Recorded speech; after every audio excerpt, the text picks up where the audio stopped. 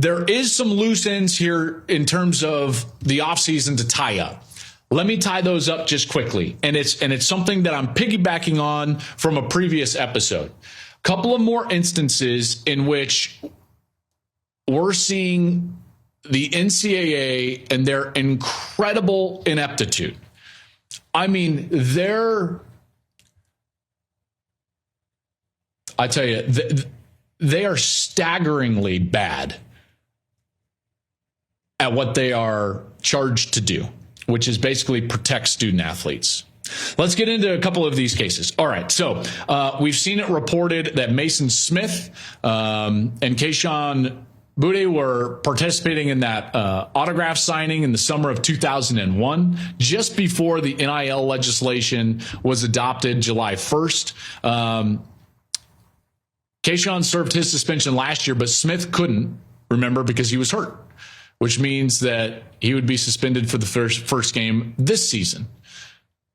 LSU learned this earlier this summer. There's this great kind of like nuance to this where Brian Kelly was like, well, let's find a week 0 game then. Because we don't want to lose him for Florida State because this guy is a main contributor for them. And so they exhausted all these options out there to try to schedule a week 0 game. By the way, when they're doing that, they're telling you the quiet part out loud, which is, this is such a stupid ruling from the NCAA. Oh, let's just go through it from this standpoint. The NCAA will technically call this an impermissible benefit. Now, if this were LSU straight paying for his electric bill, maybe you could convince me that like, hey, that's an impermissible benefit. Nah, okay. Maybe if someone paid him, $10 grand directly, and for nothing. He didn't tweet, appear, nothing. It was just like, hey man, here's the old school. Remember the program? Like, get the envelope, and it's like, here's 10 grand in an envelope for nothing.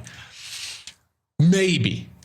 But again, the world is changing. This was literally, in the grand scheme of things, a whisper before the NIL legislation changed things in terms of name, image, and likeness. A whisper before that. And he goes and signs his name and gets paid for it. And the NCAA blows the whistle? Are you crazy, insane, or stupid? Probably all three. It is mind-blowing to me that they think that this is like, yep, we got him. Are you serious? Are you serious? You've heard me say, and I will continue to say, we are in the middle of a long string of dominoes that are toppling over. And those are instances in which everybody gets their eyes opened and their frustrations up with the inept bureaucracy, which is the NCAA. This is another one of those dominoes. Maason Smith gets a 1-game suspension. He's their best player in one of their most important games of the year. So like the NCAA is going to butt in on like the actual competitive nature of the season because the guy signed his name a whisper before the NIL legislation changed. Are you kidding me? Are you kidding me? Spare me the letter of the law crap. This is about understanding what's going on in the larger sense. In the larger sense, the NCAA is a robotic bureaucracy. This is just one instance. I'll give you a better instance. Let me tell you about Tyler Brown. Tyler Brown is at Colorado. Tyler Brown was denied immediate eligibility after his second transfer this offseason. He started his career at Louisiana Lafayette, transferred to Jackson State, and now has tried to follow Dion to Colorado. Now, if that's all you knew, then it's like, well, that's not allowed because he's not a graduate, so he's not a graduate transfer, and you're only allowed one transfer in kind of the free era of the transfer portal. Okay. Now, hold on, because wait, Joel, you're going to tell me there's more to the story? Yeah.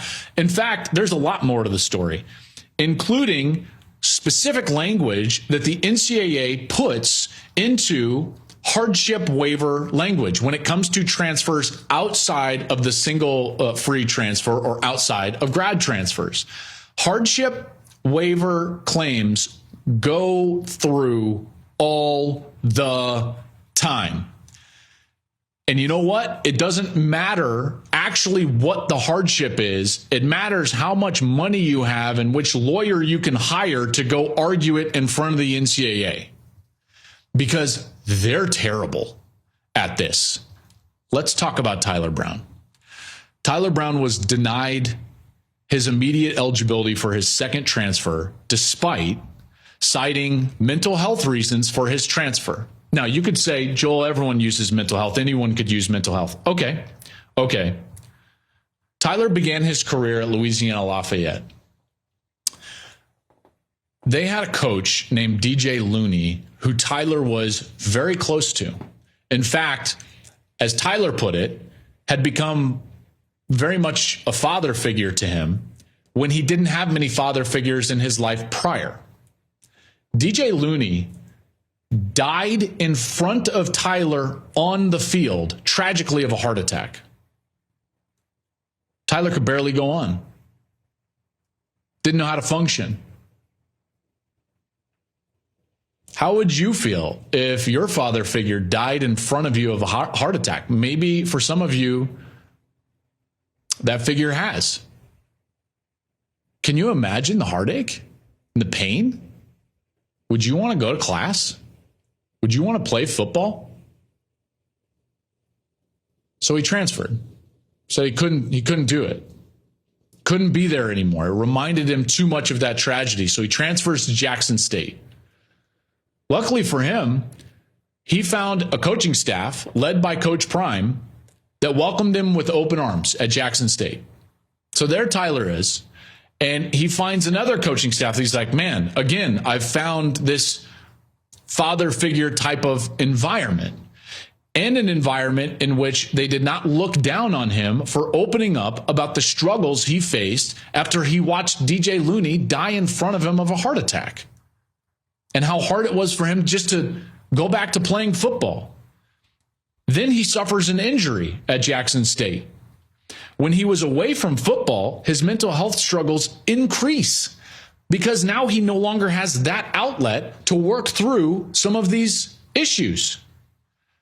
He gets healthy, he gets back. His coach, Coach Prime, gets an opportunity to go to Colorado. He tries to follow him to Colorado, and the NCAA denies his waiver. Who denied that? What suit stuffed in cubicle 87B denied that waiver? Because that's what this reeks of.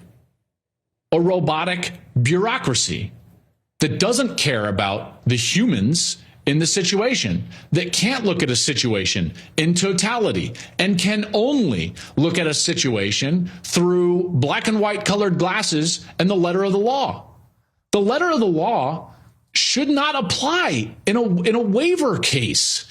It states in the waiver language in the NCAA, they claim to care about mental health of the athletes, but they sure aren't showing that in this case. How does this get denied?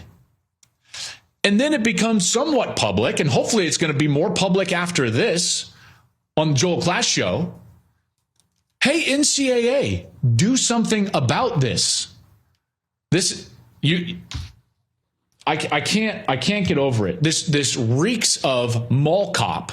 All of this, the Maason Smith, the Tyler Brown, all of it. It reeks of mall cop. Even Jim Harbaugh reeks of mall cop. It's like they're desperate just to catch people. It doesn't matter about the situation. It doesn't matter that it was COVID and no one knew what was going on. It doesn't matter that Maason Smith was a whisper before the NIL and he was literally signing his name for money. It's his name. It doesn't matter that Tyler Brown saw his father figure die in front of him and he's trying to follow his new father figure to a new place where they've got more resources for mental health. No. Because, hey, mouth breather in cubicle 87B, black and white. We got him. Good job, Paul Bart, whatever, mall cop. Because that's what the NCAA has become. This will become another domino. This is another domino. And guess what? Guess what happens? And this is what people fail to realize, is that the NCAA is kind of a governance model, but it's not a governance model that is just there for sure. This is a membership model. These teams and schools and conferences have to opt in to the membership of the NCAA. When you're this petty, when you're this non-empathetic, when you're this bureaucratic, in particular in a robotic sense, when you're this inept, when you're this insecure, when you're this much of a mall cop, people will stop being members. Hopefully. When you've got big members like Michigan and LSU and Colorado and conferences saying, hey, you're toying with the competitive balance of the season with this overly bureaucratic model, they will stop being members. That's why I tell you, this is another domino in a long string of dominoes that will eventually topple over to where we don't have the NCAA. And that moment cannot come soon enough. Sorry, Maason, that you're going through this. Tyler, my heart goes out to you. I wish you could play football this year. Maybe you still can. Maybe this video will land on the cubicle desk of 87B and you can rethink that waiver. Thank you for watching the Joel Klatt Show YouTube channel. And if you liked this clip, make sure to like it and subscribe to the channel, and you can stay up to date on all of my college football coverage.